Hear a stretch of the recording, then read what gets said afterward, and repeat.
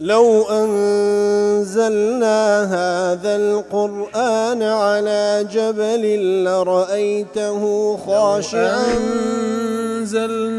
هذا القرآن على جبل لرأيته خاشعا أنزلنا هذا القرآن على جبل لرأيته خاشعا متصدعا من خشية وتلك الأمثال نضربها للناس لعلهم يتفكرون.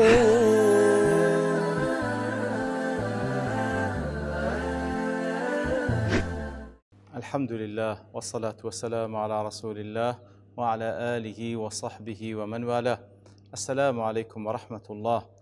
بەڕێزان خۆشحاڵم لەوانەی 916 لەوانەکانی تەفسیری قورئانی پیرۆز بێمەوە خزمەتتان بە مەبەستی ڕەزامەندی رب العالمین و هیوادارم ئێوەی ئازیز سوودی لێوەربگرن. أعوذ بالله من الشيطان الرجيم. بسم الله الرحمن الرحيم. فلم تقتلوهم ولكن الله قتلهم وما رميت إذ رميت ولكن الله رمى وليبلي المؤمنين منه بلاء حسنا إن الله سميع عليم. بەڵێ خۆشەویستان، خۆی گەورە سبحانه وتعالى لە ئاەتەکان پێشووتر لە سەرەتای سوورەتی ئەل-ئەنفال باسی لە غەزوەی بەدر کرد. ئیتر لێرەشدا خۆی گەورە لەو ئاەتە پیرۆزەدا بەیانی ئەو حقەتەمان لۆ دەکاتن، ئەو نەسرەتە گەورەی کە ئیمانداران بەدەستیانی هێنا بەسەر کەسانێکی بێباوەڕ لەگەڵ ئەوەی کە ژمارەشیان کەمتر بوو لەوان، ئەوە بە حەول و قووەتی خۆی گەورە بوو سبحانه وتعالى. فلم تقتلوهم، بەهێز و توانای خۆتان نەتان دەتوانی ئەوان بکوژن، ولكن الله قتلهم، بەڵام بە حەول و قووەتی رب العالمین خوا ئەوانی کوشت کە ئەنگوی کردە سەبەب. وما رميت إذ رميت ولكن الله رمى، واتە کاتێک کە هاوێشتت هەدەفت نەهینا، کاتێک کە هاوێشتت، بەڵام خوای گەورە بوو وای کردکەوە ئەو هەدەفەی بپێچیکەوە مەبەستە. وليبلي المؤمنين منه بلاء حسنا، تاوەکو الله تعالى ئەزر و پاداشتی ئیمانداران بداتەوە بە ئەزر و پاداشتێکی چاک. إن الله سميع عليم، بێگومان الله تعالى سميع دەبیستی عليم ئاگادارە.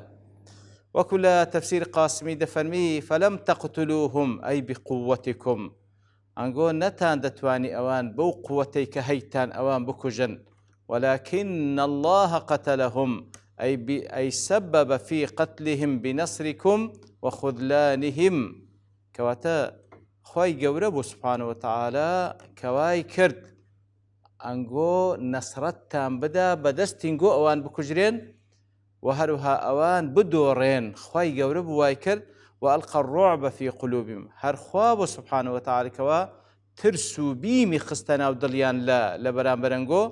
وقوى قلوبكم، لە بەرامبەریشدا خۆی گەورە دڵەکانی گۆی قایم کرد بەرامبەر بەوان. وأمدكم بالملائكة، پاڵپشتین گۆی کرد بە فریشتە. وأذهب عنا الفزع والجزع، و هەروها خۆی گەورە چەند ترس و بیم و ناخۆشی هەبوو لە دڵتانی دەرکرد. و هەروەکو لە ئاەتەکان پێشترش دەفەرمی بەڵکو بۆرژانێکی بەسەرداهێنەکەوەی ترس و بیم و قەلیقی بوو نەما لەناو دڵ و دەرونیان. وما رميت، وەکو لە قاسمی دڵ ئەی ئەنتە یا خاتەمە النەبیین، ئەی کۆتای پێغەمبەران، ئەتوو نەبووی کە هاوێشتت یاخود ئەتوو نەبووی کەوا گەیاندتە ئەو جێگای کە دەتەوێ. ئەی ما بەلەغتە ڕمية الحەصباء إلى وجوه المشركين إذ رميت أي بالحەصباء، کەواتە پێغەمبەر صلى الله عليه وسلم مستەخۆڵێک لە دوای ئەو دوعایکەوە کردی، لە دوای ئەو دوعایکەوە کردی وەکو لە وانەکان ڕابردوو باسمان کرد.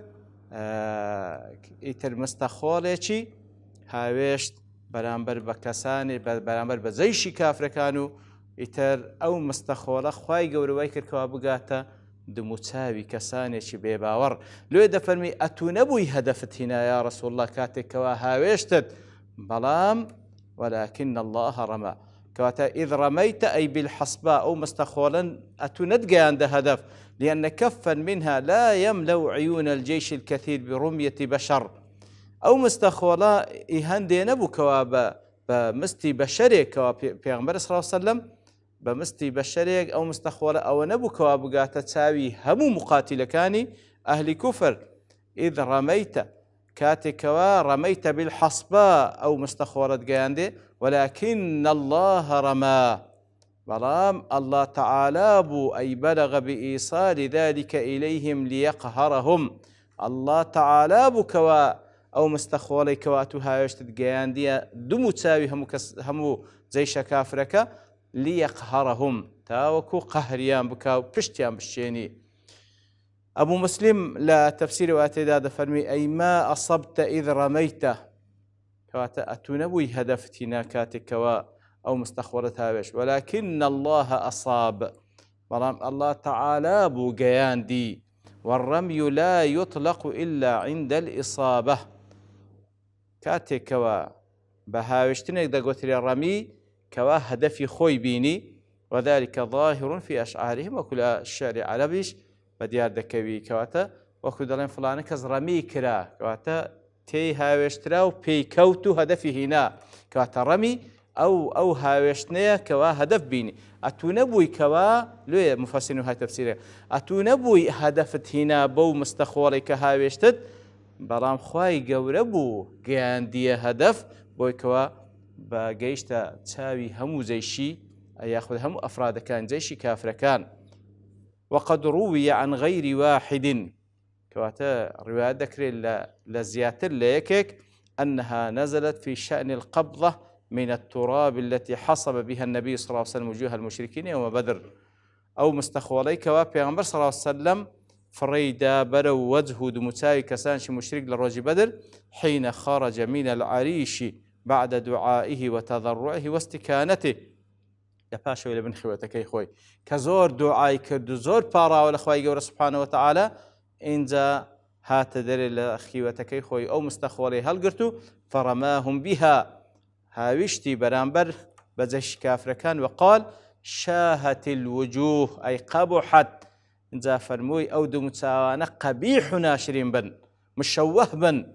ثم أمر أصحابه أن يصدقوا الحملة إثرها يتلدواي أو مستخوري هاوش فرموي شاهت الوجوه فرمان بأصحاب كر هجوم ببن ضربة بعزيمة فعلا أوانش ففعلوا وينكر فأوصل الله تلك الحصبة إلى أعين المشركين.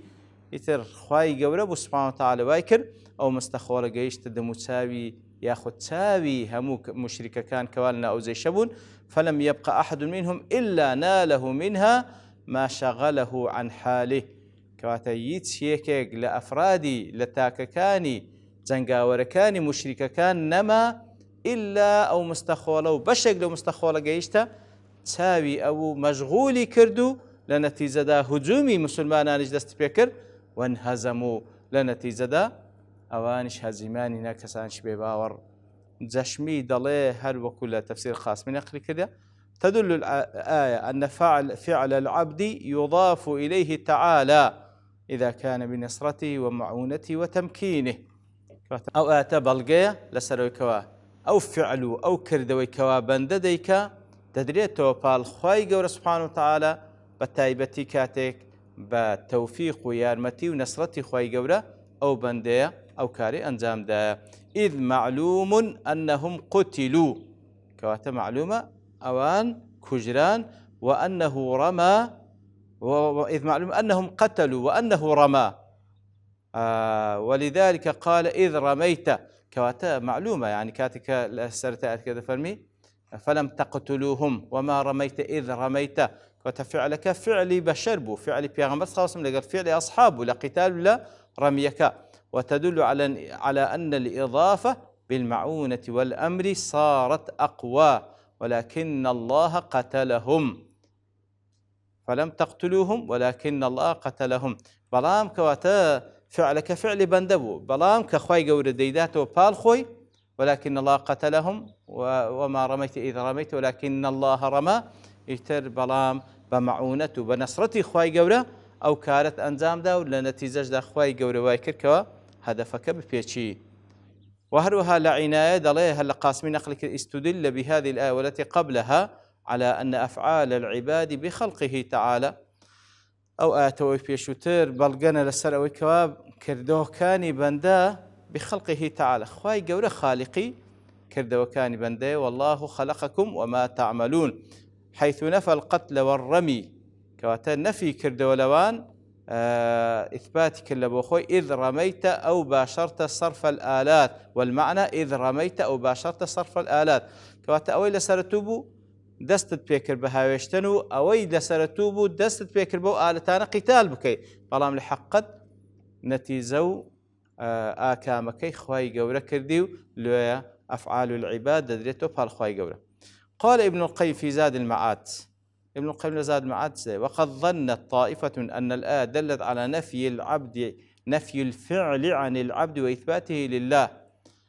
هنديك واتي لو آتاك واتا أو فعل كردوان أصلا نفي ذكرته لو يبدلت بال بندا وإثباته لله هم إثبات ذكره لبو خواي قورا وأنه هو الفاعل حقيقة وكوا الله تعالى بكرس راستقينك وفاعلك وهذا غلط منهم من وجوه عديدة.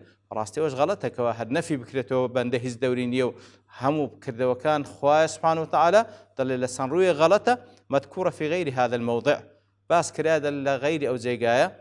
ومعنى الآية أن الله سبحانه أثبت لرسوله ابتداء الرمي تمش هذا كي الله تعالى إثباتي كردية كوا بيغمبر صلى الله عليه وسلم ابتداء الرمي أو دس لسرتادا رمي كردو أو تنجخولي هاوش برامبر بوجوه مشركين ونفى عنه الإيصال الذي لم يحصل برميته بلام نفي أويل ذكاته وكوا بو هاوش نيتو نبو بقات هدفي خوي أويل نفي ذكاته فالرمي يراد به الحذف والإيصال فأثبت لنبي الحذف ونفى عنه الإيصال كواتا خواهي قور إثباتي أوي دكاكوا أتو فعلا دس بيش يعني أتو بوي كوا دس بفعلك كردو هاوشتد بلام إيصال وقيشتنك نفي دكاتو لوي كوا خواهي قوري قيان دي كواتا وكو قاعدة كوكو زانا دلين عليك البدء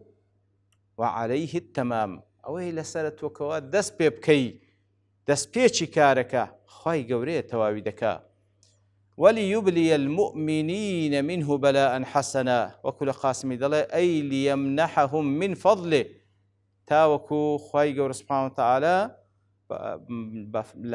لفضل خوي بإيمان داران بخشي بلاء حسنا منحا جميلا ببخشين شتاك بالنصر والعزيمة والغنيمة والفتح بويكوا على دنيا دا خواهي قور نصرتي بيدان وهروها غنيمشي بيدان كوا باولي مالو سروتي مشركان كوت بردستي اوان ثم بالاجر والمثوبه لقيامتش ازل باداشان بيدا غير مشوب بمقاسات الشدائد والمكاره فيعرف حقه ويشكروه كواتا او ازل باداشتو او نصرتا راستي خواي يوروبياني بخشي مقارنه بو كاري اوان كرديانو او اشوازاري اوان تشتيان بەڵام لە مقابلدا ئەو نەسرەتێکە پێی بەخشین و ئەو ئەزول پاداش کە پێیان دەبەخشی زۆر زیاترە ئیتر تاوەکو حەقەکەی بزان و شکرانەی بکەن. ئەبو سعود دەڵێ ئەی وللإحسان إليهم بالنصر والغنيمة فعل ما فعل کەواتە خوای گەورە ئەوەی کەوا کردی لە بۆ ئیمانداران لە بۆ ئەوەی کەوا چاکەیان لەگەڵ بکە بەو نەسرەتدانە بۆ غەنیمەتە لا لشيء غير ذلك نقل بشتيشي ديك مما لا يجديهم نفعا بشتيشي ديك لبوشتيشي ديك نبو كواسودي لبوان النبي بلكو لبو تسبو لبو تاكيان لقلبك خواي قورة وايكر سبحانه وتعالى نصرت يعني دا وغنيمت يعني في بخشي وأجر باداش أو بمعنى ولكن الله رمى ليمحق الكافرين بلكو خواي قورة كاتكوا رميكو هاوشنكي بيغمبر صلى الله عليه وسلم قيان ده هدف تاوكو كافر كان لنا وبباو لمقابل دا أزر باداشتي إيمان داران بدا تفسيري لا تفسير سعد وليبلي المؤمنين منه بلاء حسنة أي إن الله تعالى قادر على انتصار المؤمنين من الكافرين من دون مباشرة قتال.